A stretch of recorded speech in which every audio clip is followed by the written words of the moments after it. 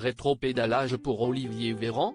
Après plusieurs jours de débat à l'Assemblée nationale, le ministre de la Santé a obtenu dans la nuit de dimanche 25 à samedi 26 juillet le vote de la mise en place du pass sanitaire dans de nombreux établissements publics par les parlementaires, ainsi que l'obligation vaccinale pour les soignants.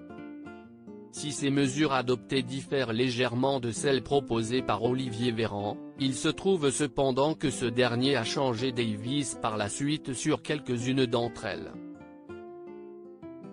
À commencer par l'instauration du pass sanitaire dans les restaurants.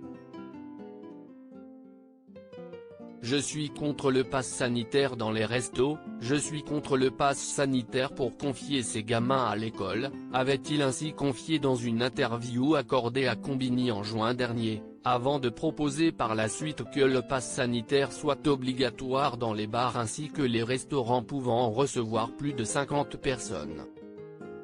Le pass sanitaire il n'est pas fait pour embêter les gens, avait-il toutefois précisé, lui qui s'est félicité de l'adoption du pass sanitaire, et ce jusqu'au 15 novembre prochain, avant d'être soumis à un nouveau vote du Parlement.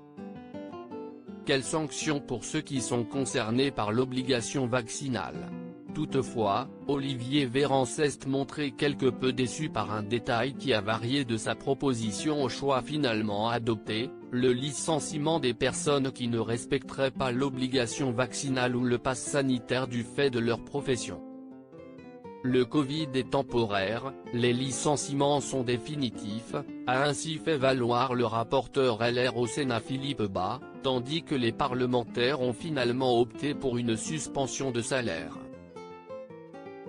En ce qui concerne le pass sanitaire, son obligation pour les mineurs de 12 à 17 ans entrera elle en vigueur à partir du 30 septembre, et son obligation ne sera pas effective dans les centres commerciaux mais seulement pour les restaurants qui s'y trouvent.